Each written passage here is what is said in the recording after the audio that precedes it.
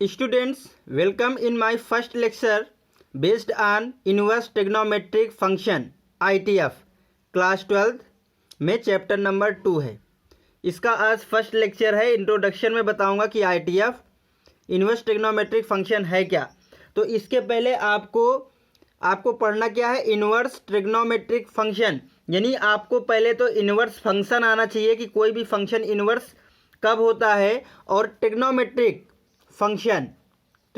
Function के विषय में आपको एनालिसिस होनी चाहिए। तो अगर ये आपको क्लियर है तो ट्रिग्नोमेट्रिक फंक्शन आपने क्लास 11th में पढ़ा हुआ है और इन्वर्स फंक्शन 11th और 12th दोनों में पढ़ा है। तो आप पहले फंक्शन जानिए, उसका इन्वर्स फंक्शन कब होता है, एग्जिस्ट होता है, और ट्रिग्नोमेट्रिक फंक्शन क्या होता है, तब हम लोग इन्वर्स फंक्शन के विषय में जानेंगे। तो मैं डिस्क्रिप्शन में आपको फंक्शन की भी और ट्रिग्नोमेट्रिक फंक्शन क्लास 11th का भी जो टॉपिक है, जो लेक्चर्स है, वो मैं डिस्क्रिप्शन में आपको लिंक प्रोवाइड कर दूंगा। आप आराम से पहले थोड़ा सा देख लीजिए। फिर भी मैं यहाँ पे थोड़ा सा रिकॉल करूँगा।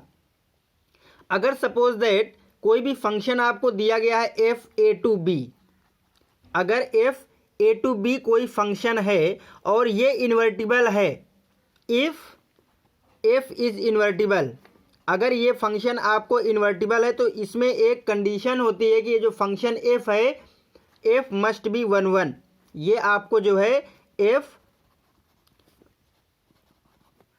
बाइजेक्टिव, ये आपको बाइजेक्टिव फंक्शन होना चाहिए। बाइजेक्टिव बोले तो 1 एंड ऑन टू, 1 भी हो और ऑन टू भी है। अगर कोई फंक्शन 1 और ऑन टू है तभी वो इन्वर्टिबल होता है। और अगर ये इन्वर्टिबल है, 1 ऑन टू है, तो समझिएगा एक फंक्शन आपको g B2A, इसके कोडोमेन इसका डोमेन बन जाएगा, B2A आपको ज़रूर मिल जाएगा।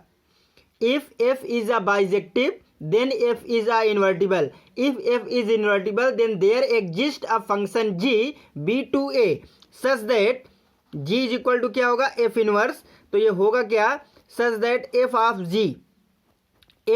g करो या g ऑफ f करो, ये आपको आइडेंटिटी आता है। और आइडेंटिटी कहाँ से आएगा, अगर f ऑफ g करोगे तो यहाँ से आपको x लेना होगा, कहाँ से, b से। मैं सपोज दैट इसको y बोले दे रहा हूँ, तो ये आपका f g y, ये आपको आइडेंटिटी आना चाहिए।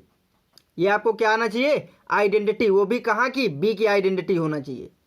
इसी तरीके f ऑफ f, ये g ऑफ f, तो यहाँ पे आपको एलिमेंट इसके डोमेन से लेना चाहिए x, तो ये होगा g f ऑफ x, तो ये भी आपको आइडेंटिटी आना चाहिए। और आइडेंटिटी आएगी कहाँ की, a की आएगी। यहाँ पे जो फॉर ऑल y है, ये y जो है डोमेन ऑफ g, y कहाँ पे बिलोंग करेगा, डोमेन ऑफ g पे, यानी b पे बिलोंग करेगा, डोमेन ऑफ g। और यहाँ पे जो फॉर ऑल x है, वो x कहाँ से आएगा, आपका f फंक्शन यानी a से आएगा, तो ये डोमेन ऑफ f होगा। यानी y यहाँ पे कहाँ से आना है, y आपको b से आना है और a आपको x से आना है, अगर ये बाइजेक्टिव है तब, ठीक है ना। तो ये आपका इन्वर्टिबल होगा। तो आपको ट्रिग्नोमेट्रिक फंक्शन में समझना होगा, ट्रिग्नोमेट्रिक फंक्शन में समझना है। तो यहाँ से आपने क्या समझा, अगर f बाइजेक्टिव है देन इन्वर्टिबल होगा, इन्वर्टिबल होगा तो आपको फंक्शन g B2A मिल जाएगा। g होगा क्या, f इनवर्स, f इनवर्स आपको f इनवर्स B2A मिल जाएगा, यानी इसके को डोमेन इसका डोमेन, और इसका जो डोमेन होगा वो इसका को डोमेन हो जाएगा, और ये इन्वर्टिबल हो जाएगा और आइडेंटिटी ऐसे मिलेगा। इतना बात आपको समझ है। तो ठीक है, ट्रिग्नोमेट्रिक फंक्शन आप कोई भी कंसीडर करिए। मैंने सपोज दैट पहला फंक्शन आपको ट्रिग्नोमेट्रिक फंक्शन पहले तो समझिए, जैसे ये लिखा हुआ f of x is equal to कोई भी आप लीजिए साइन x, ये एक ट्रिग्नोमेट्रिक फंक्शन है। इसमें होता क्या है, आपको एंगल इनपुट होता है। अब x इज इक्वल टू कोई भी वैल्यू 0 1 2 डिग्री, हाँ डिग्री या रेडियन में दीजिएगा आप, यानी एंगल दीजिएगा और आपको वैल्यू मिलेगी, ठीक है ना। ओके, तो ये आपका जो फंक्शन है यानी f, या मैं साइन बोले दे रहा हूँ, साइन जो a टू b है, साइन फंक्शन है ना, तो साइन a टू b है। यहाँ पे अगर मैंने x a से लिया है तो आपको यहाँ से आएगा क्या, साइन x, क्या आ रहा है, साइन फंक्शन लगेगा तो साइन x आपको कहाँ पे आ जाएगा, b पे आ जाएगा। ओके, बात समझ में आई ना। तो ये फंक्शन जो साइन a टू b है, अगर ये फंक्शन इन्वर्टिबल होगा तो आपको एक फंक्शन साइन इनवर्स कहाँ से मिल जाएगा, B2A मिल जाएगा। ये बात मेरी समझ में आई कि नहीं। जैसे यहाँ पे कोई फंक्शन एफ इन्वर्टिबल होता है तो आपको एफ इनवर्स एग्जिस्ट होता है कहाँ से, इसके को डोमेन से डोमेन के लिए, ठीक है ना, यानी बी टू ए के लिए। तो अगर साइन ए से बी के लिए इन्वर्टिबल है तो आपको साइन इनवर्स बी से ए मिल जाना है। तो ये इन्वर्टिबल कब होगा, अगर ये आपका बाइजेक्टिव होगा। इफ साइन फंक्शन जो भी ट्रिग्नोमेट्रिक फंक्शन है इज बाइजेक्टिव, अगर ये आपका बाइजेक्टिव है तो इन्वर्टिबल होगा। बाइजेक्टिव बोले तो 1 1 ऑन 2, क्लियर है ना। तो आप 1 1 और ऑन 2 ट्रिग्नोमेट्रिक फंक्शन के लिए पढ़े हैं। तो ये जो ट्रिग्नोमेट्रिक फंक्शन होते हैं, ये जितने भी ट्रिग्नोमेट्रिक फंक्शन होते हैं ये 1 1 तो नहीं होते हैं। क्यों? क्योंकि trigonometric function is periodic function. जो भी ट्रिग्नोमेट्रिक फंक्शन होते हैं वो आपको पीरियाडिक फंक्शन होते हैं।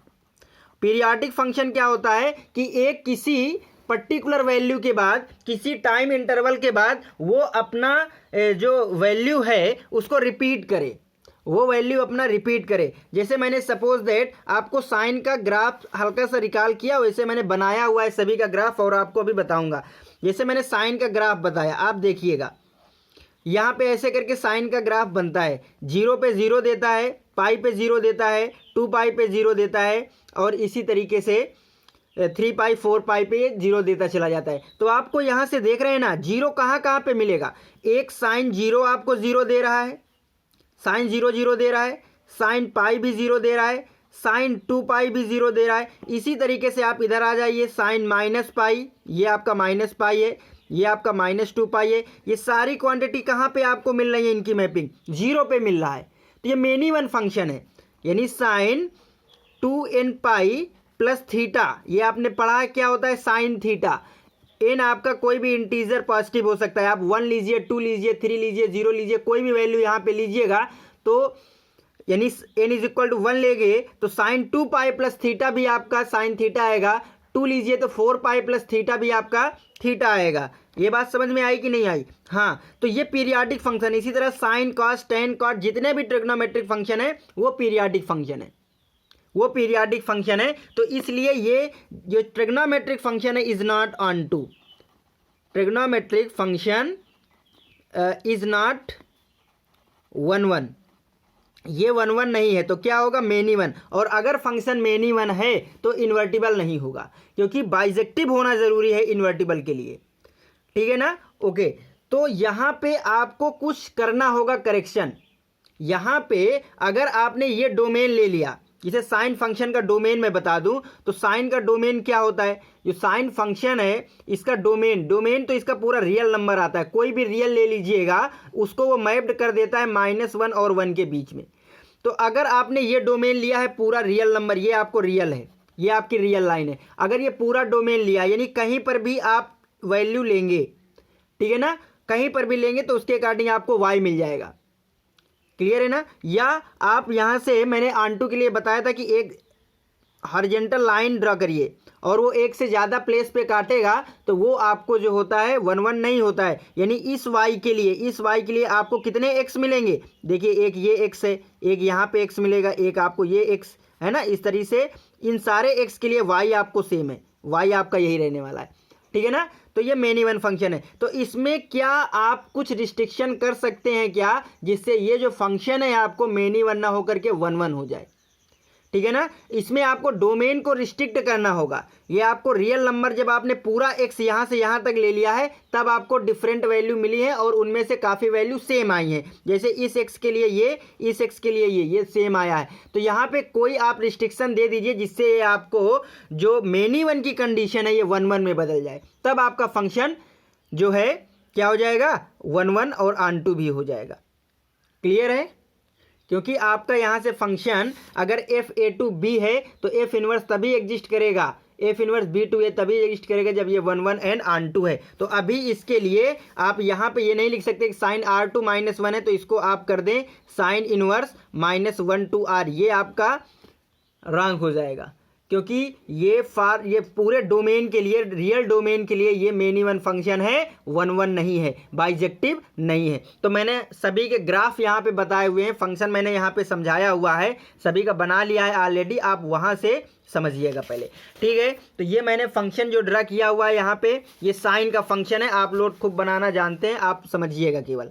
देखिए यहाँ पे ये जो फंक्शन है एफ आर से -1 से 1 तक है, ये फंक्शन एफ आर टू -1 से है। आप यहाँ से कोई भी एक्स लीजिए तो F of X sine X आ जाएगा, ठीक है ना। ये इसका डोमेन क्या है, डोमेन आपका x belongs to real number है, ये आपका डोमेन है, डोमेन पूरा रियल है। और आपका रेंज है आपको ये y -1 से 1 मिलेगा, कोई भी आप x लीजिए -1 से 1 के बीच में आएगा, और ये इसका फंक्शन है, ठीक है ना। तो ये आपका जो फंक्शन है, आपने यहाँ पे देख लिया कि ये फंक्शन आपका मेनी वन फंक्शन है, क्योंकि सेम y के लिए अगर y सपोज दैट आपने यहाँ पे हाफ ले लिया, ये सपोज दैट आपने 1/2 ले लिया, तो आप 1/2 से होके जाने वाली ऐसी लाइन अगर आप ड्रा करेंगे तो बहुत सारे x मिल जाएंगे जो 1/2 देने वाले हैं। यहाँ पे ये भी आपको x मिलने वाला है, ये भी आपको x मिलने वाला है, जिसकी हाइट यानी x ये पुट करेंगे तो आपको y यही मिलने वाला है।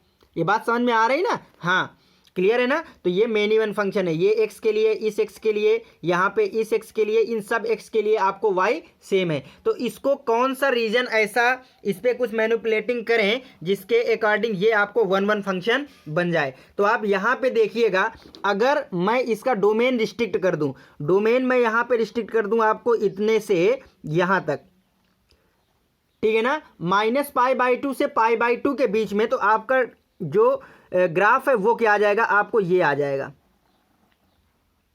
केवल आपको ये ग्राफ आएगा, इतना इंटरवल -π/2 से π/2 के बीच जब मैंने रिस्ट्रिक्ट किया इसका डोमेन, तो अब आपका फंक्शन क्या है, तो फंक्शन सेम रहेगा। अब आपका जो ये फंक्शन है एफ कहाँ से कहाँ तक हो गया, तो यहाँ पे पूरा रियल नहीं लेना है आपको, केवल इतना लेना है -π/2 से π/2। तो -π/2 से जब आपने π/2 पे, तो आपको रेंज क्या आएगा, तो रेंज देखिए सेम है, अभी भी जब -π/2 पे गए हैं तो ये -1 है, और π/2 पे गए हैं तो 1 है, तो आपको -1 से 1 रेंज आपका सेम रहना है। अगर इस फंक्शन की बात करें तो ये फंक्शन आपको, इसका ग्राफ क्या है ये, और यहाँ पे हर y के लिए आप कहीं पर भी एक लाइन खींचिए, मैंने बताया था एक्स एक्सिस के पैरेलल लाइन आप ड्रा करिए, फंक्शन वाले चैप्टर में बताया था एक्स एक्सिस के पैरेलल आप लाइन ड्रा करिए, अगर फंक्शन को एक ही प्लेस पे वो कट कर रहा है तो वो आपका 1 1 होगा। तो यहाँ पे देखिए बहुत प्लेस पे कट कर रहा है, लेकिन अब इतने रीजन में अगर देखेंगे तो देखिए हर के लिए इसको आप अलग से अगर बनाएंगे तो इस रीजन के लिए आपको ये फंक्शन इतना और ऐसे दिख रहा है, ठीक है ना, ये वाला पार्ट आपको ये बनेगा। अब यहाँ पे कोई भी आप लीजिएगा y, आप ये y लीजिए, ऐसे ड्रा करिए, एक ही पॉइंट मिलेगा x, यहाँ पे ड्रा करिए आपको एक x मिलेगा, यहाँ पे ड्रा करिए तो आपको यहाँ पे केवल एक ही x मिलने वाला है हर y के लिए। तो ये आपको इस रिस्ट्रिक्शन में ये बाइजेक्टिव फंक्शन है, यहाँ पे ये आपका बाइजेक्टिव फंक्शन है, हियर f इज बाइजेक्टिव, यहाँ पे f जो है आपको बाइजेक्टिव फंक्शन है, हर x के लिए, हर y के लिए x भी मिल रहा है और हर x के लिए एक यूनिक y मिल रहा है। तो ये आपको बाइजेक्टिव फंक्शन है, तो ये इन्वर्टिबल होगा। तो ये अगर इन्वर्टिबल है तो आपको यहाँ से मिल क्या जाना है, आपको f इनवर्स, कहाँ से कहाँ तक मिल जाना है आपको, एक फंक्शन f इनवर्स -1 से 1, और ये आपको इधर आ जाएगा -π/2 से π/2 के लिए मिल जाएगा। अब ये फंक्शन इन्वर्टिबल है, तो अगर ये फंक्शन का रेंज डोमेन किसके लिए था, साइन के लिए था, तो ये आपका किसके लिए हो जाएगा, साइन इनवर्स के लिए हो जाएगा। बात समझ में आया ना। तो साइन फंक्शन जो है -π/2 से π/2 अगर उसका डोमेन है तो कोडोमेन ये आ जाएगा, तब वो बाइजेक्टिव हो जाएगा। तो बाइजेक्टिव है तो इन्वर्टिबल हो जाएगा और ये आ जाएगा इनवर्स फंक्शन। ये बात आपको समझ में आई कि नहीं आई, ठीक है, ओके। तो इसके अकॉर्डिंग मैंने इसका इनवर्स भी बनाया हुआ है, मैंने फंक्शन इसका एफ इनवर्स को जी से बोल दिया है, ये आपका एफ इनवर्स है, ये आपका जी है, कहाँ से, -1 से 1। अगर आपने ऐसा फंक्शन बना लिया एफ ए टू बी, आपने अगर बाइजेक्टिव बना लिया फंक्शन बाइजेक्टिव, तो उसका इनवर्स आप आंख बंद करके इसको कोडोमेन को डोमेन और डोमेन को कोडोमेन बना दीजिएगा, रेंज डोमेन बिल्कुल सही निकलेंगे। तो उसी के अकॉर्डिंग आपने ये बाइजेक्टिव बना लिया था, रियल से -1 ये बाइजेक्टिव नहीं था, यहाँ पे आपने रिस्ट्रिक्शन लगाया तो बाइजेक्टिव हो गया।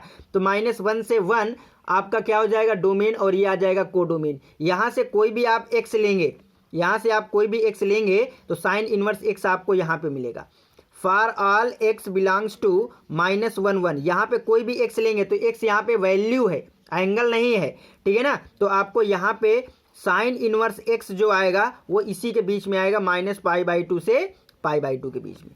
ये बात भी आपको समझ में आ गई होगी। तो मैंने साइन इनवर्स का यहाँ पे ग्राफ प्लॉट किया है। ग्राफ आप देखिएगा, आप यहाँ से मैंने पहले साइन x की वैल्यू लिखी है, x -π पे 0, -π/2 पे -1, 0 पे 0, π/2 पे 1 और पाई पे 0, ऐसे करके वैल्यू है। क्लियर है ना। यानी कहने का मतलब अगर यहाँ से मैंने बात की साइन -π, साइन में मैंने -π पुट किया, इनपुट डाला ना, तो क्या मिलने वाला है आपको, आउटपुट 0। तो अगर मैं इसको पाई के लिए तो होगा नहीं, क्योंकि आपने इसको रिस्ट्रिक्ट कर रखा है -π/2 से π/2 के लिए, तो उसी की वैल्यू कर लेते हैं, ये पाई वाली छोड़ देते हैं, है ना। अगर मैंने यहाँ पे -π/2 पुट किया तो आपको आना है -1।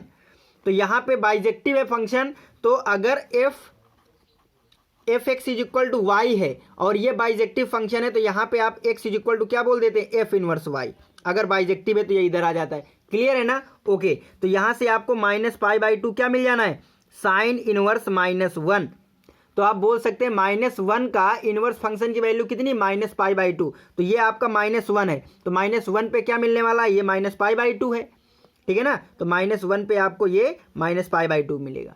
इसी तरह आप 0 पे देख लीजिए, तो साइन इनवर्स 0 की वैल्यू 0, इधर उल्टा देख लीजिए, साइन 0 की वैल्यू 0, तो साइन इनवर्स 0 की 0, तो ये आपको 0 आएगा। अगला देख लीजिए, साइन इनवर्स 1 की वैल्यू क्या आ जाएगी, π/2, तो ये 1 है और 1 की वैल्यू ये π/2, ठीक है ना। और डिफरेंट वैल्यू लेंगे तो आप पता चल जाएगा कि ये ऐसे स्लोप आएगा, ऐसे करके, ठीक है ना। तो ये इसका जो है ग्राफ होगा साइन इनवर्स का। और ये आपको रिस्ट्रिक्ट कहाँ तक हो जाएगा, इसका आपको जो वैल्यू लेना है डोमेन, ये आपको केवल -1 से 1 तक लेना है, और इसका जो रेंज होगा ये आपको -π/2 से π/2 के बीच में होगा। ये केवल इतने ही तक आपको ग्राफ मिलना है। ये भी आपको समझ में आया होगा।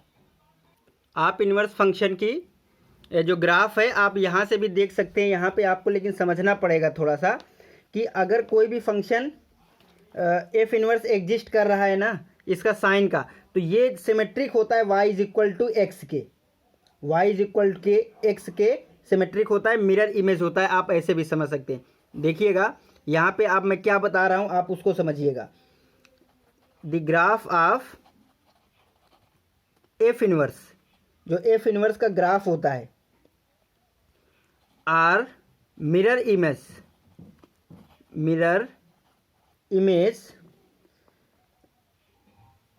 ऑफ, ऐसे लिख लीजिए, the graph of F inverse and F, the graph of F inverse and F R mirror image of each other. एक दूसरे के मिरर इमेज होंगे, किसके रिस्पेक्ट में होंगे, तो y is equal to X के, in the line y is equal to X. ये y is equal to X line के मिरर इमेज होते हैं। इसका मतलब क्या है कि अगर x1 y1 कोई कोऑर्डिनेट है, तो ये mirror image y is equal to X line के about, y is equal to X line के अबाउट x1 y1 जो है ना, ये मिरर इमेज में एक y1 और x1 आ जाएगा। आप ऐसे समझिएगा, यानी कोई भी लाइन ऐसे करके दी गई है, अगर ये y is equal to x की लाइन है, तो अगर यहाँ पे कोई भी कोऑर्डिनेट आपको x1 y1 है, तो इसके रिस्पेक्ट में ये जाएगा y1 x1 पे जाएगा, यानी 1,2 की इमेज इसके रिस्पेक्ट में 2,1 पे जाएगी। तो उस हिसाब से जो इन्वर्स फंक्शन होता है, कोई भी ट्रिग्नोमेट्रिक फंक्शन, वो मिरर इमेज होता है। जैसे आप समझिएगा, इसको बनाइएगा, तो ये आपका y is equal to x की लाइन ऐसे आ जाएगी, ये y is equal to x की लाइन है।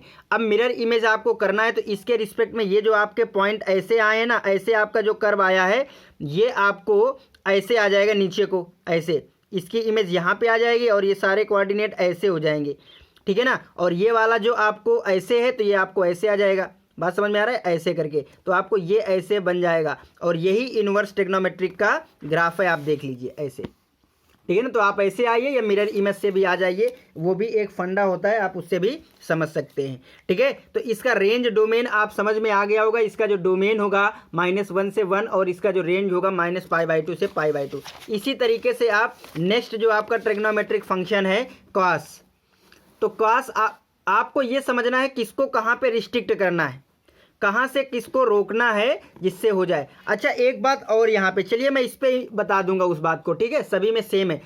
देखिए यहाँ पे आपको पूरा रियल लेता है, जो कास्ट फंक्शन होता है रियल, पूरा रियल नंबर उसका डोमेन, और वो कहाँ पे रेंज होती है उसको -1 से 1 पे। तो डोमेन तो आपका रियल हो जाएगा, रेंज आपको ये आ जाएगा। F x is equal to cos x का ग्राफ मैंने आपको प्लॉट करना आता होगा, वो यहाँ पे लिखिए। हर वैल्यू के अकॉर्डिंग आप ऐसे ड्रा करिएगा तो ऐसे करके आपको आ जाता है। क्लियर है ना? ओके, अब यहाँ पे देखिए, आप कोई भी वाई लीजिए, कहीं पर भी वाई लीजिए, इस वाई के अकॉर्डिंग, सपोज दैट ये वाई आपको कोई भी है, मैंने 1/2 बोल दिया, तो आप 1/2 के पासिंग लाइन आप ड्रा कर दीजिए एक्स के पैरेलल। तो आपने देखा ये लाइन इस ग्राफ को काफ़ी पॉइंट पे कट की है, यहाँ पे जहाँ जहाँ पे कट किया है वो सारे उसके अकॉर्डिंग एक्स मिल जाएंगे, यानी इस एक्स की वैल्यू ये आएगी, इस एक्स की वैल्यू ये आएगी। बात समझ में आ रहा है ना? यानी बहुत सारे एक्स डिफरेंट होंगे जिनके लिए वाई सेम है, वाई तो लेंथ हो गया ना, तो इस तरीके से बहुत सारे x1, x2, x3 आ जाएंगे जिनके लिए आपको y सेम होगा, तो ये आपको मेन इवन फंक्शन है। पहली बात तो आप इसके क्या रिस्ट्रिक्शन कर दें डोमेन में, रियल नंबर में क्या डोमेन कर दें जिससे आपको एक ग्राफ मिल जाए, फंक्शन मिल जाए जो इन्वर्टिबल हो। तो देखिएगा यहाँ पे आपको जो रिस्ट्रिक्शन करना है वो आपको 0 और पाई पे करना है। आप सोच रहे होंगे कि ये अभी वहाँ पे -π/2 और π/2 पे किया था, यहाँ से 0 और पाई पे किया, तो अपने सुविधा के अनुसार यहाँ पे लिया गया है इंटरवल।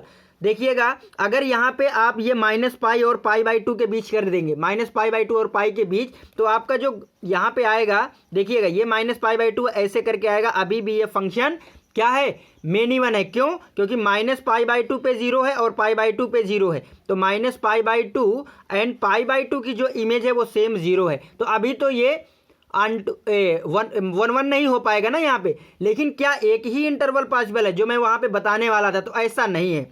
यहाँ पे ये जो इंटरवल आपने लिए हैं, ये बेसिकली आप ऐसा समझिए कि दुनिया में चल रहे हैं, लोग इसको जानते हैं, इसी को पढ़ते हैं। अदरवाइज आप दूसरे इंटरवल ले सकते हैं जिसपे वो 1/2 हो सकता है, मैं अभी आपको बताने वाला हूँ, ठीक है ना।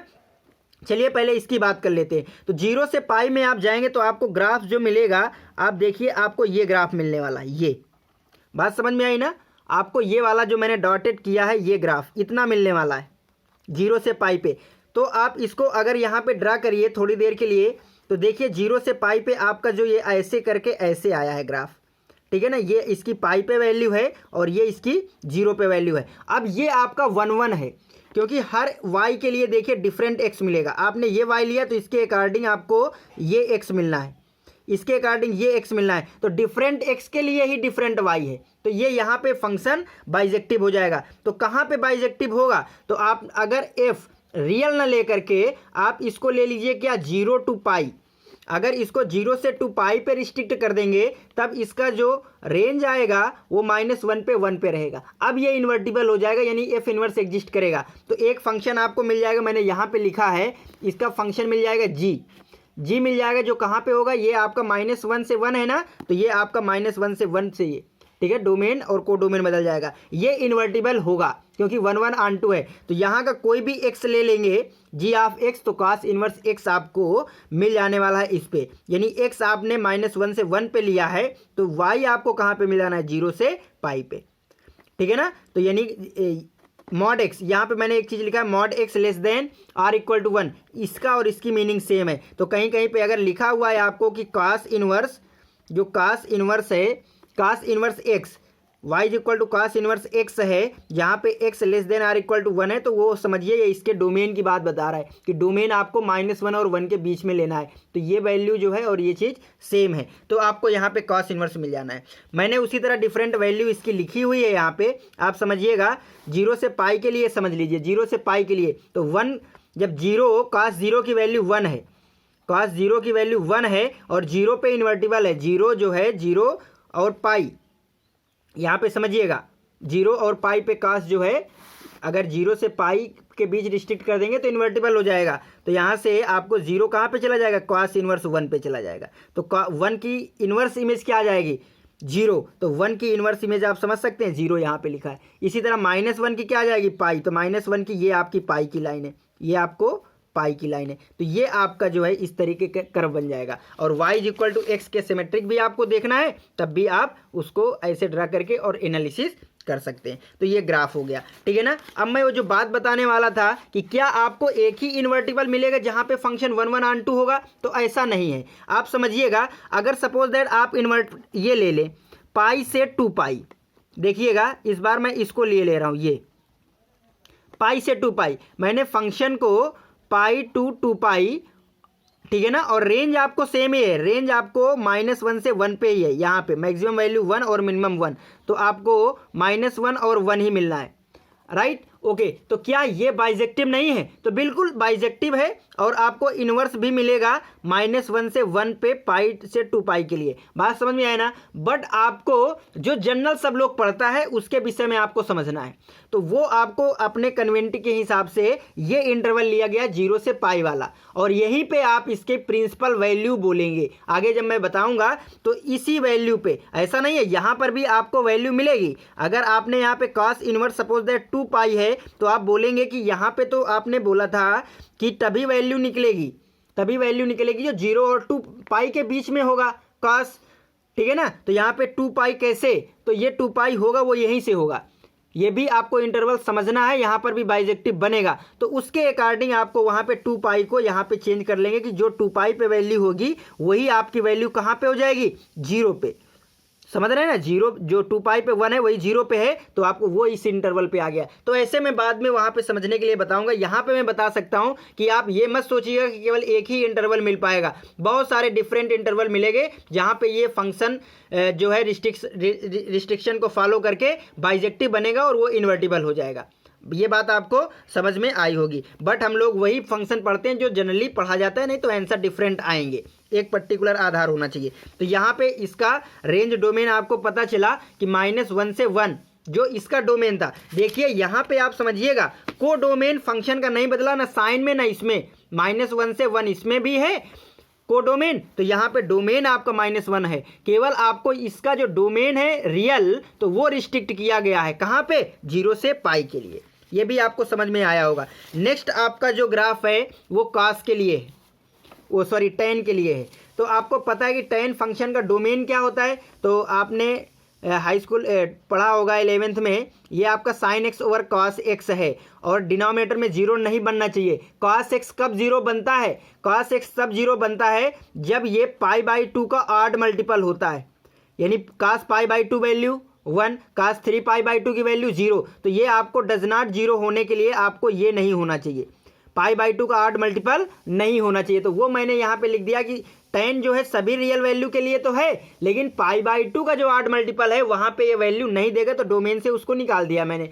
तो ये आपको tan x का रेंज डोमेन लिखा हुआ है, और ये पूरा रियल वैल्यू देता है। ये आपको समझ में आया होगा। अब इसमें क्या ये फंक्शन आपको ये जो लिखा हुआ है रेंज डोमेन यहाँ पे, क्या ये बाइजेक्टिव है, तो ये नहीं है। आप यहाँ पे देखिए, कोई भी आप y लीजिए, सपोज दैट आपने ये y लिया है, तो उसके अकॉर्डिंग जब भी आपने ऐसे लाइन ड्रा करना है तो बहुत सारे y, ये आपको एक x मिल जाना है, यहाँ पर आपको ये x मिल जाना है, यहाँ पे आपको ये x मिल जाना है। इन सभी x के लिए ये आपको डिफरेंट है, ये आपके x1 x2 और x3 डिफरेंट हैं, बट इनके लिए जो ये लेंथ y है ये सेम है। तो आप यहाँ पे x1 x2 x3 इनकी इमेज y आएगी, जो मिनिमम का इंडिकेटर है। बात समझ में आ रही है। तो आप इसके कौन सा इंटरवल लें, तो इसमें भी आपको -π/2 और π/2 के बीच का इंटरवल लेना होगा, ठीक है ना। केवल इनको -π/2 और π/2 को छोड़ करके, क्यों, क्योंकि यहाँ पे तो ये इन्फिनिटी भग जा रहा है, एसिम्पटोट आ जाएंगे आपको -π/2 और π/2, ये एसिम्पटोट है, इन्फिनिटी पर स्पर्शी है, टेंजेंट है। बात समझ में आया ना। तो आप इसको रिस्ट्रिक्ट करके फंक्शन को रियल ये ना करके क्या बना लीजिए, -π/2 से π/2, और आप ओपन रखिएगा, क्लोज मत करिएगा, क्योंकि -π/2 पे वैल्यू नहीं देगा। वो कहाँ तक आपको पूरा रियल देगा। आप देखिए -π/2 π/2 के बीच में आपका जो ग्राफ आएगा वो ये आएगा, करेक्ट है, ये आपको ग्राफ आ रहा है, समझिएगा। और ये ग्राफ आपको आ कहाँ से रहा है, पूरे रियल टू रियल से। यहाँ पे -∞ से ये +∞ तक जा रहा है, तो -∞ से +∞ बोले तो क्या हो गया, रियल। यानी आपको -π/2 और π/2 के बीच कोई भी वैल्यू 10 को देंगे तो इन्फिनिट ये काफ़ी पूरे रियल नंबर मिल जाने वाले हैं। डिफरेंट x के लिए डिफरेंट r की वैल्यू मिल जाने वाली है।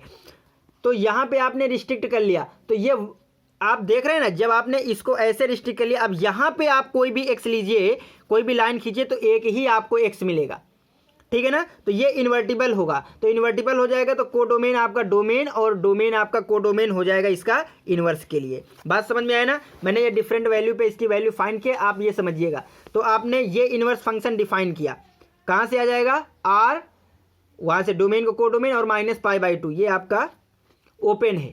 यहाँ पे आपने कोई भी x, g of x is equal to tan inverse x है, एक्स आपको कहाँ पे लेना है, रियल पे लेना है। एक्स आप कोई भी रियल लीजिएगा तो आपको जो tan इनवर्स एक्स है ये आपको -π/2 और π/2 के बीच में ही मिल जानी है।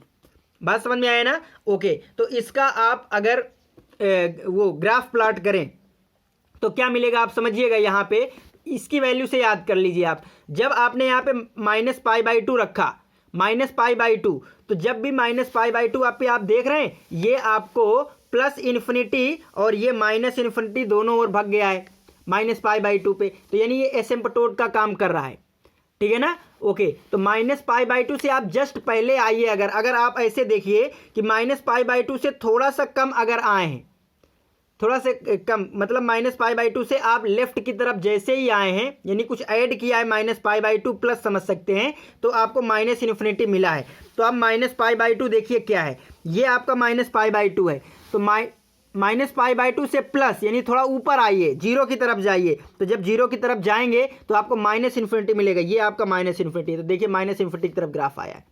यहाँ से आप समझिए ये आपका π/2 है, π/2 से तो जैसे आप जीरो की तरफ आएंगे, π/2 से तो जैसे आप जीरो की तरफ आएंगे तो आपको प्लस इन्फिनिटी की ओर ग्राफ एसिम्पटोट भगता दिखेगा और जीरो पे जीरो दिखेगा। तो आप देखिए प्लस इन्फिनिटी से जैसे आप जीरो की ओर आएंगे तो ग्राफ कहाँ भगता दिखेगा आपको, प्लस इन्फिनिटी की ओर, ये आपका प्लस इन्फिनिटी है, ठीक है ना, और जीरो पे जीरो दिखेगा। तो इस तरीके से आपको ऐसे ग्राफ मिल जाना है।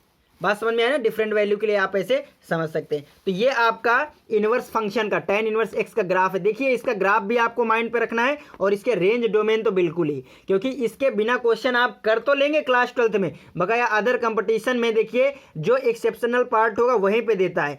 तो ये आपको जो इनवर्स है वो वहीं पे एग्जिस्ट करेगा जब उसका डोमेन और कोडोमेन वैलिड होगा। यहाँ पे आप कोई भी वैल्यू ले लेंगे एक्स की, तो यहाँ पे तो आप -π/2 पे π/2 दे देगा, बट साइन और कास पे आपको पूरे रियल के लिए नहीं है, वहाँ पे आपको -1 और 1 के बीच में लेंगे तभी tan इनवर्स साइन और कास इनवर्स वैलिड हो पाएंगे। तो आपको समझना है कि वैल्यू किसके बीच होगा। आप ऐसे मत सोचिएगा कि साइन इनवर्स 2 लीजिएगा और वैल्यू फाइंड करिएगा, वैल्यू फाइंड होगी बट डायरेक्टली आप ऐसे नहीं निकाल सकते। वहाँ पे जो उसका वैलिड है, आप यहाँ पे जानते हैं कि जो साइन या tan है -1 और 1 के बीच में ही वैल्यू लेगा, तब वो 0 पाई के बीच में दे देगा। बात समझ में आ रही है ना, ओके। चलिए यहाँ पे आप नेक्स्ट आइएगा, काट, सेम उसी तरीके से काट का है, ठीक है ना। तो काट के लिए काट फंक्शन आपका क्या होता है, काट एक्स होता है आपका cos x over sine x, और साइन एक्स बोले तो ये जीरो नहीं होना चाहिए। तो साइन एक्स कब जीरो होता है, जब आपका x जो है n पाई का मल्टीपल हो, यानी 0 पाई 2 पाई 3 पाई पे जीरो दे देता है साइन, तो वहाँ पे tan आपको नहीं लेना है, कॉट वहाँ पे वैलिड नहीं होगा। तो रियल नंबर से इन्हीं वैल्यू को हटा दीजिए और पूरी रियल पे वैल्यू दे देगा। तो देखिए वो मैंने आपको ग्राफ इसका बनाना आता होगा, ठीक है ना। देखिए 0 पाई 2 पाई यहाँ पे वो इन्फिनिटी जाता है ना, तो इन्फिनिटी आपको ऐसे एसिम्पटोट बन गया है, क्लियर है ना। तो इसको आप क्या कर दीजिए, ये भी मेन इवन फंक्शन है, आप देख रहे होंगे कोई भी लेंगे तो आपको डिफरेंट एक्स मिलने वाले हैं।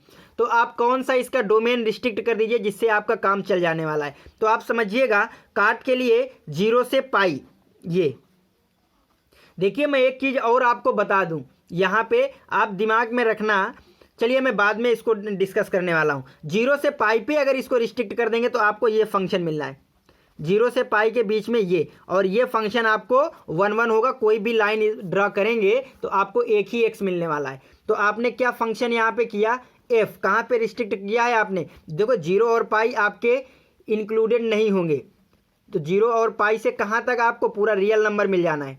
को डोमेन पे कोई आपको छेड़खानी नहीं करनी है, इसको आपको चेंज करना है। तो 0 से पाई से आपका रियल, तो आपको जो इन्वर्स आएगा वो रियल से 0 पाई के लिए आएगा। तो इन्वर्स आपका ये लिखा हुआ है जी एक फंक्शन मिल जाएगा जो रियल से 0 पाई होगा, जो G X is equal to cot inverse X वहाँ पे वैलिड होगा। एक्स आप रियल पे लेंगे तो आपको सभी एक्स के लिए जो कॉट इन्वर्स एक्स है वो आपको 0 और पाई के बीच ही मिल जाना है। आप फंक्शन के ग्राफ की अगर बात करिएगा तो देखिए मैंने यहाँ पे वैल्यू लिखी हुई है सबकी, माइनस पाई पे वो प्लस माइनस इन्फिनिटी भग जाता है, ठीक है ना। हाँ, यानी पॉजिटिव, देखिए यहाँ पे ये माइनस पाई है तो माइनस पाई से प्लस आइए, यानी थोड़ा सा 0 की ओर अगर आएंगे आप, -0 की ओर आएंगे तो पॉजिटिव इन्फिनिटी मिलेगा, और इधर आप थोड़ा सा आइए तो माइनस इन्फिनिटी मिलेगा, ठीक है ना। वैसे माइनस पाई पे तो कोई वैल्यू ही नहीं मिलेगी, लेकिन मैं थोड़ा समझने के लिए प्लस माइनस, यानी थोड़ा अगर माइनस पाई प्लस करेंगे, है ना, इसमें कुछ ऐड कर देंगे आप पॉजिटिव क्वांटिटी, तो आप देख रहे हैं कि पॉजिटिव इन्फिनिटी मिलेगा, और इधर माइनस कर देंगे तो आपको निगेटिव इन्फिनिटी मिलेगा। उसके अकॉर्डिंग आपको यहाँ पे वैल्यू करना है। तो अगर 0 से आप थोड़ा सा हटेंगे, 0 से राइट जाएंगे तो आपको कहाँ पे ग्राफ मिलेगा, पॉजिटिव इन्फिनिटी की ओर दिखता मिलेगा। तो देखिए 0 से आप थोड़ा सा हटिए, ऊपर की ओर जाएंगे तो पॉजिटिव इन्फिनिटी की ओर आपको ग्राफ मिल जाएगा। ओके, आगे आइए, ये आपको क्या है, पाई। अगर पाई से आप 0 की ओर आएंगे, पाई से आप 0 की ओर आएंगे तो आपको ग्राफ देख रहे हैं माइनस इन्फिनिटी की ओर जाता जा रहा है। तो उसी को क्या ऐसा बोल सकते हैं क्या कि माइनस इन्फिनिटी कब मिलेगा, जब आप पाई के पहुंचने वाले हों। तो जैसे ही आपने पाई की ओर गए तो आपको माइनस इन्फिनिटी मिलने वाला है, और आपको पाई बाई 2 पे 0 है, तो ये पाई बाई 2 पे 0 है।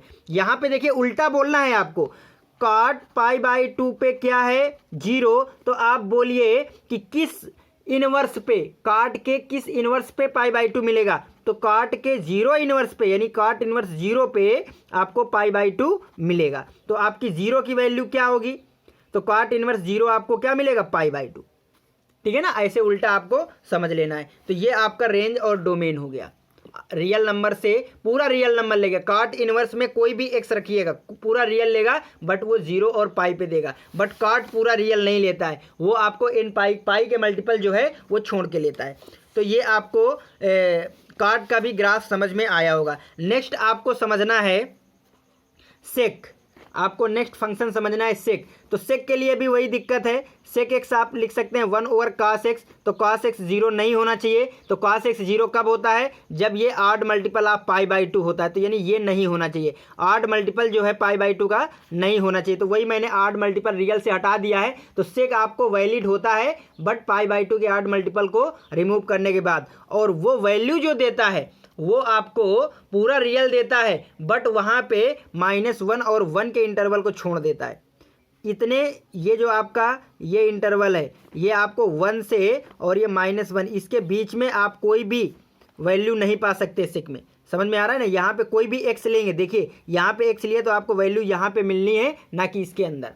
बात समझ में आ रहा है। तो उनको छोड़ करके आपको लेनी होती है वैल्यू। ओके, तो यहाँ पे ये भी मेन इवन फंक्शन है। आपने यहाँ पे ग्राफ ड्रा किया, सपोज दैट आपने ये ग्राफ ड्रा किया, तो यहाँ पे देखिए वाई तो आपका ये है सेम, ये वाई सेम है, बट यहाँ पे एक्स डिफरेंट है। इस एक्स के लिए और इस एक्स के लिए आपको देखिए सेम वैल्यू, यहाँ पे इस एक्स के लिए और इस एक्स के लिए ये एक्स दोनों डिफरेंट है, एक पॉजिटिव एक निगेटिव, बट वाई यानी लेंथ आपकी दोनों की सेम है।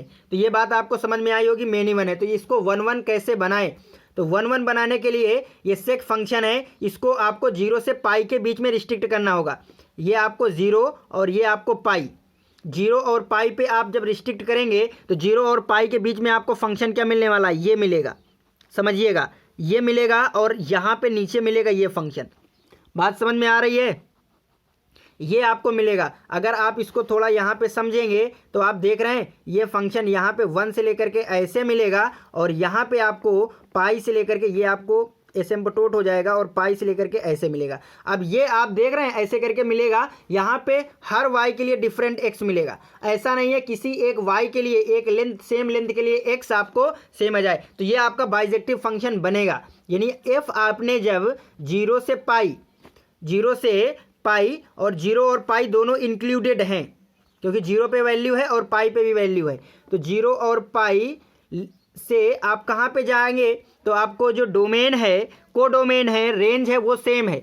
इधर भी इन्फिनिटी जा रहा है, इधर भी इन्फिनिटी भग रहा है करवा आपको। तो ये आपको जो है सेम रहने वाला है, कहाँ से, रियल नंबर से, बस ये आपको हटा करके -1 से 1 इसको इंक्लूड नहीं होगा। एक चीज़ और यहाँ पे देख रहे हैं ना π/2 पे वैल्यू नहीं दे रहा, तो आपको π/2 इससे हटाना पड़ेगा, इसके डोमेन से π/2 हटाना पड़ेगा। तो ये आपका जो है ये बाइजेक्टिव फंक्शन लिख गया। जो f है अगर 0 से पाई के बीच में π/2 को हटा करके आपने डोमेन ले लिया तो रेंज सेम रखा तो ये बाइजेक्टिव बन जाएगा। अगर ये बाइजेक्टिव हो गया यहाँ पे, ये इसका देखिए इस वाले फंक्शन का मैंने डोमेन और रेंज लिखा है, ये इसका ग्राफ ये बनेगा। ओके, तो इसके लिए आपको एक फंक्शन मिल जाएगा जिसका उसका कोडोमेन डोमेन हो जाएगा, यानी रियल से ऐसे, और ये बात समझ में आया ना। जहाँ पे G of X sec inverse X होगा, एक्स आपको कहाँ से लेना है, इस सेट से लेना है, यानी रियल तो लेना है बट -1 और 1 को छोड़ करके लेना है। तो आपको सेक इनवर्स एक्स जो मिलेगा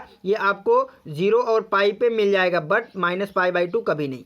बात समझ में आया ना। तो इसका आप ग्राफ उसी तरीके से सोच सकते हैं कि ग्राफ कैसे इसका बनेगा। तो यहाँ पे मैंने वैल्यू काफ़ी रखी हुई है। जब आप 0 पे गए हैं तो 1 मिला है, तो आप जब 1 पे जाएंगे तो 0 मिल जाएगा। तो देखिए 1 पे गए हैं तो आपको 0 मिल गया है, ठीक है ना। जब x 1 गए हैं तो सेक इनवर्स कहाँ मिल गया है, 0 पे मिल गया है। और जैसे ही आप π/2 पे जाएंगे, जैसे ही आप π/2 पे जाएंगे तो ±∞ मिलेगा। तो ये देखिए यहाँ पे π/2 गए ना, ये आपने y π/2 गए, तो जैसे ही π/2 गए तो आपको x यानी ये -∞ और +∞ दोनों मिलेगा। बात समझ में आ रहा है ना। ओके, और -1 पे पाई, तो -1 कहाँ है आपका, ये -1 पे क्या मिल रहा है आपको, ये पाई मिल रहा है, -1 पे पाई। तो इस तरीके से ये ग्राफ भी बन जाएगा और उसका रिस्ट्रिक्शन भी ध्यान दे लेना है। बात समझ में आया ना। तो रेंज डोमेन आपको लिखते चलना है सभी का, उसको समझना है। नेक्स्ट एंड लास्ट आपका ट्रिग्नोमेट्रिक फंक्शन जो होता है वो होता है कॉसेक इनवर्स एक्स, ठीक है। तो कॉसेक इनवर्स एक्स में भी क्या प्रॉब्लम होगी, जो कॉसेक एक्स होता है वो 1/sin x होता है, और sin x भी 0 नहीं होगा डिनोमिनेटर। तो ये कब नहीं होगा, जब n पाई का मल्टीपल नहीं होगा, तो उसी को हटा देना है। पूरा रियल नंबर लेगा लेकिन पाई का मल्टीपल नहीं लेगा। और ये भी आपको पूरा रियल नंबर इसका रेंज होगा, बट -1 और 1 के बीच में कोई भी वैल्यू नहीं देता है। ये आपको ग्राफ पता होगा और ये ग्राफ मैंने बनाया भी है, ठीक है ना। तो इसको आपको रिस्ट्रिक्ट कर लेना है, इसको आपको रिस्ट्रिक्ट कर लेना है, जिससे ये आपको 1 बन जाए, क्योंकि अभी ये मेनी वन फंक्शन है। तो इसका रिस्ट्रिक्शन आपको -π/2 से π/2 के बीच करना है। तो -π/2 और π/2 के बीच में करेंगे तो आपको ये फंक्शन मिलेगा, ये मिलेगा -π/2 से 0 के लिए, और 0 से π/2 के लिए आपको ये फंक्शन मिल रहा है। इतना बात समझ में आया ना। अगर इसको आप बाहर थोड़ा सा प्लॉट करिएगा तो आप देख रहे होंगे कि ये आपको π/2, ये सॉरी ये 1 है, और ये आपका π/2 है, राइट। और ये आपका सपोज दैट -1 है, तो ये -π/2 ऐसे यहाँ पे इन्फिनिटी चला जाएगा। तो ये आपको 1 फंक्शन हो गया। हर y के लिए एक ही x मिलने वाला है। तो f अगर आप डिफाइन कर दें, कहाँ से कहाँ तक डिफाइन करना है आपको, -π/2 से π/2 के बीच। बट यहाँ पे आप देख रहे होंगे कि 0 पे ये वैल्यू नहीं देता है, तो 0 हटा करके, तो ये आपको रेंज आपको सेम रहना है। तो रियल नंबर में से -1 और 1 को रिमूव कर देंगे। तो ये आपका जो आएगा, ये आपका जो फंक्शन बन रहा है इसका ग्राफ ये है, ये आपका 1 फंक्शन है।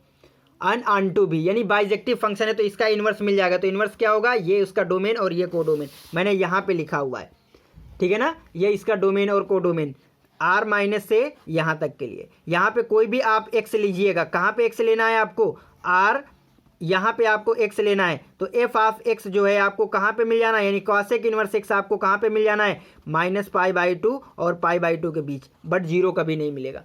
तो उसके अकॉर्डिंग आप यहाँ पे उसका ग्राफ भी प्लॉट कर सकते हैं। -π/2 पे -1 है, तो -1 पे -π/2 होगा, ऐसा बोल सकते हैं। तो -1 कहाँ है, ये -1 पे, ये -π/2, ठीक है ना।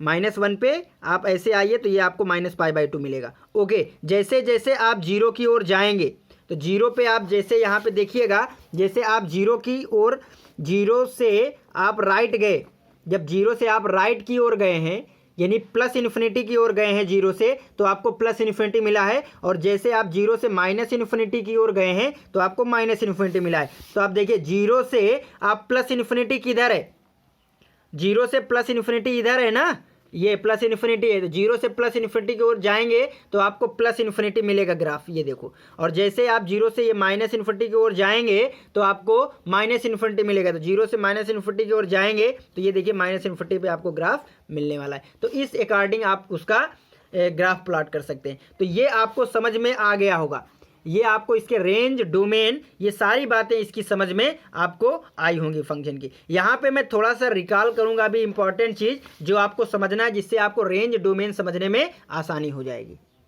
यहाँ पे आप ध्यान दीजिएगा थोड़ा सा, जैसे जितने भी फंक्शन मैंने लिखे हैं, साइन, कॉस, टेन, कॉट, सेक और कॉसेक, ये फंक्शन है। इनका जो डोमेन रहा है, साइन फंक्शन है, तो साइन फंक्शन, चलिए मैं यहाँ पे दोनों को ये साइन इन्वर्स है, ये कॉस इन्वर्स एक्स, ये टेन इन्वर्स, चलिए अभी वैल्यू नहीं दे रहे, ये आपका कॉट इन्वर्स, ये आपका सेक इन्वर्स और ये आपका कॉसेक इन्वर्स, राइट है। साइन आपका फंक्शन कहाँ से कहाँ तक था, ठीक है ना। तो साइन का जो भी आपका फंक्शन था ये आपको रियल से -1 और 1 पे था, ठीक है ना। कॉस आपका जो फंक्शन था, कॉस फंक्शन भी आपको रियल से -1 और 1 था। जो टेन आपका फंक्शन था ये पूरा रियल था, बट यहाँ पे आपको माइनस करना था क्या, 2n+1 π/2, ठीक है ना, आड मल्टीपल माइनस करना था। आप इसको थोड़ा ध्यान दीजिएगा, और रियल तक गया था। कॉट आपका क्या था, पूरा था, बस इसको n पाई, आपको मैं और ज़्यादा नहीं लिख रहा हूँ अभी क्योंकि वहाँ अच्छे से लिखा है, आप समझ जाएंगे। तो रियल में से आपको n पाई हटा करके, और ये कहाँ तक आपको जाना था, रियल तक जाना था। सेक के लिए क्या था, सेक भी आपका जो था पूरा रियल था, सेक के लिए आपको रियल था ये वाला, बट रिस्ट्रिक्शन आपको कास वाली हटा देनी थी। तो 2n+ π/2 हटेगा और ये जाएगा कहाँ तक, पूरा रियल तक जाएगा, बट यहाँ पे आपको -1 और 1 नहीं मिलने वाला। ये भी आपको क्या होगा, पूरा रियल होगा, बट जहाँ पे साइन डिफाइन नहीं होगा उसको हटाना होगा, और यहाँ पे -1 और 1 हटेगा। यहाँ से समझिएगा, बात समझ में आए ना। ये आपका इसका रेंज और डोमेन मैंने लिखा है, तो इसका आप समझिएगा जो इसका कोडोमेन है, जो इसका कोडोमेन है वो सबका डोमेन बनेगा, इस पर बिल्कुल भी गलती मत करिएगा, ठीक है ना। जो इसका कोडोमेन है इस पर कोई दिक्कत नहीं होगी। ये आपका कोडोमेन यानी रियल, ये भी आपका जो होगा पूरा रियल होगा, ये आपका r-1 होगा, ये भी आपका r-1 होगा, ठीक है ना। अब बात आई रिस्ट्रिक्शन की, जहाँ पे आपने इसको डोमेन को आपने रिस्ट्रिक्ट करके 1 और ऑनटू फंक्शन बनाया था, तो कैसा रिस्ट्रिक्ट करना है, तो आप समझिएगा साइन, टेन और कॉसेक ये लगभग सेम बिहेवियर के होते हैं। आप ऐसा लगभग कहीं पे आप सिमिलरिटी देखिएगा तो मिलेगी आपको। तो साइन, टेन, क्योंकि साइन से ही आपको कॉसेक बनता है, और टेन में भी आपको न्यूमरेटर साइन होता है, आप ऐसे समझिएगा। और यहाँ पे बात करें अगर कॉसेक की और कॉट की, तो कॉसेक, कॉट का न्यूमरेटर क्या होता है, कॉस, और कॉस से ही आपको इन्वर्स करने से सेक बनता है। तो ये तीन आपको लगभग सेम बिहेवियर पे मिल जाएंगे, और ये तीन सेम बिहेवियर पे। आगे आप मैं इनको बताऊंगा, इवन फंक्शन, ऑड फंक्शन, किसके किसके नियर अबाउट ये सिमेट्रिक होंगे, बात समझ में आए ना, तब भी इन्हीं में ऐसे बिहेवियर फॉलो होगा। तो जो आपके साइन का है, तो साइन वालों को आपको कहाँ पे, -π/2 से π/2 पे आपको रिस्ट्रिक्ट करना है, ये रिस्ट्रिक्ट करना है। तो साइन यहाँ पे हो गया, आपको टेन भी यहाँ पे रिस्ट्रिक्ट हो जाएगा -π/2 से π/2 पे, और कॉसेक भी आपको यहाँ पे रिस्ट्रिक्ट हो जाएगा π/2 से π/2। बात समझ में है ना। अब इनमें हल्की हल्की बात आप ध्यान दीजिएगा, जो ये टेन है ये आपका -π/2 और π/2 पे डिफाइन नहीं है, तो यहाँ पे आपको ओपन करना होगा, क्लोज नहीं करना होगा। ये बात आपको समझ में आई कि नहीं आई, बात समझ में आए ना, ओके। इसी तरीके से कॉसेक आपको कहाँ पे डिफाइन नहीं होता, तो कॉसेक 1/sin होता है, जो 0 पे डिफाइन नहीं होता, तो यहाँ से आपको 0 हटाना होगा। मैं थोड़ा सा आपको याद करने की टेक्निक बता रहा हूँ, जैसे मैं समझाऊँ इसको, तो यहाँ से 0 हटा देना है आपको, और ये आपको क्लोज्ड रहेगा यहाँ पे।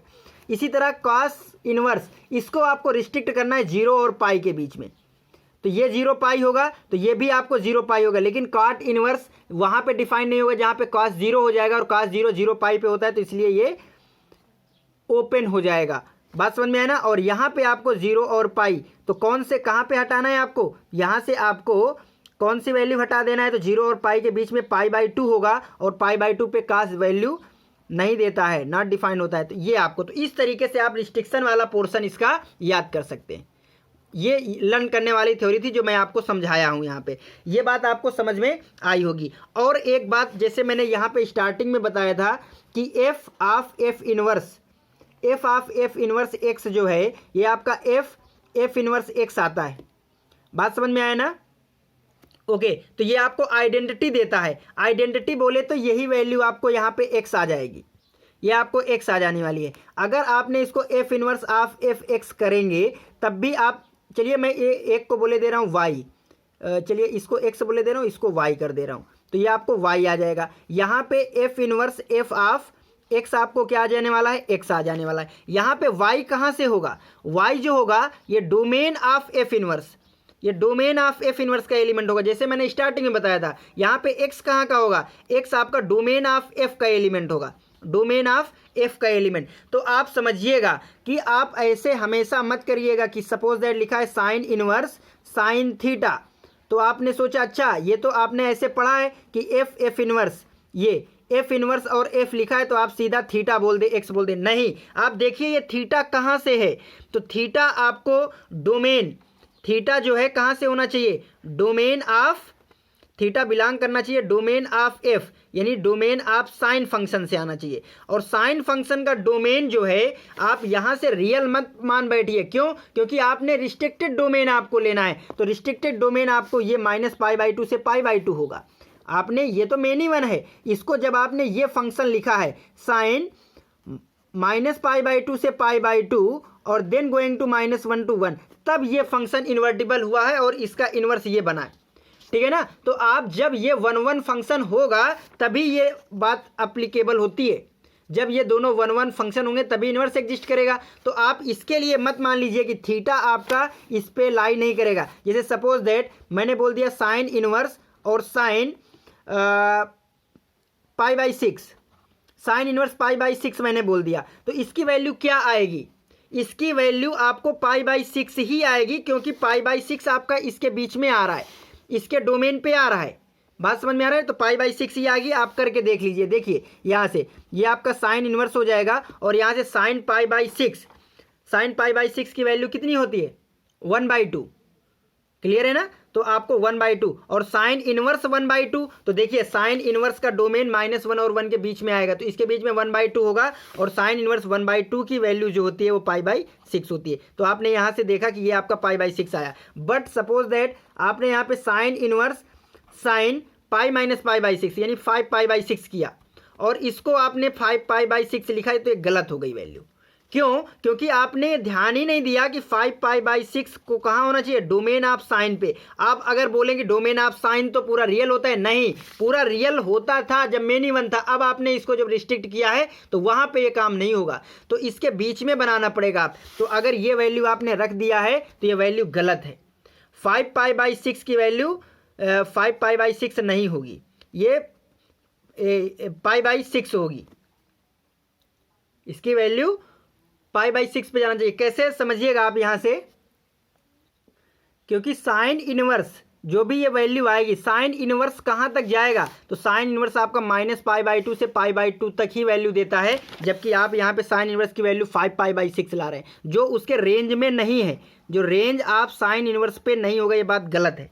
बात समझ में आया ना? तो इसको पहले उसके डोमेन में बदलना पड़ेगा। तो आप इसको साइन इनवर्स साइन, इसको क्या लिखिएगा? इसको आप π - π/6 करिएगा। फिर इसको क्या करिएगा? Sine inverse sine π - π/6। Class 11th से आप इसको, ठीक है ना, ये क्वाड्रेंट बना करके इसको साइन π/6 बोलेंगे। अब आपका ये डोमेन में आ गया, अब ये साइन के डोमेन में आ गया तो π/6 आ जाएगा। 5π/6 नहीं होगा, π/6 होगा, जो उसके डोमेन का एलिमेंट होगा। तो वही मैं बता रहा था कि यहाँ पे ये तभी आपको एग्जिस्ट होगा जब ये कंडीशन फॉलो होगी। तो यहाँ पे आपको ये रिस्ट्रिक्शन फॉलो करा के ही करना है। ये मैं नेक्स्ट टॉपिक में आपको इनके ग्राफ भी सभी का बताऊंगा और क्वेश्चन कैसे सॉल्व करना है वो भी मैं आपको बताने वाला हूँ। तो यहाँ पे आपको इतना ही रखना है। आपको यहाँ पे होमवर्क ये छोड़ रहा हूँ कि जितने भी मैंने आपको यहाँ पे फंक्शन बताया हुआ है, साइन कॉस टेन काट, आप उनको देखिएगा कि इनवर्स फंक्शन कहाँ पे कैसा वर्क करने वाला है। इंक्रीजिंग डिक्रीजिंग, हालांकि आपने अभी डिफरेंशिएबिलिटी में इंक्रीजिंग डिक्रीजिंग टॉपिक जब आएगा वहाँ पे समझेंगे तो ज़्यादा समझ में आएगा कि ये फंक्शन कहाँ पे इंक्रीज हो रहा है, यहाँ पे इंक्रीज हो रहा है, ऐसे तो ये इंक्रीजिंग फंक्शन है, कोई कोई फंक्शन जो है इंक्रीजिंग डिक्रीजिंग दोनों है, तो उसको अपने आप से समझना है। तो उम्मीद है आपको यहाँ पे जितने भी ट्रिग्नोमेट्रिक फंक्शन थे उनका ग्राफ, इनवर्स ट्रिग्नोमेट्रिक का ग्राफ, रेंज, डोमेन, कौन वैल्यू कहाँ पे लेना है आपको समझ में आया होगा। जो हमारा नेक्स्ट लेक्चर होगा वो सीधा प्रॉब्लम बेस्ड पर होगा। इसकी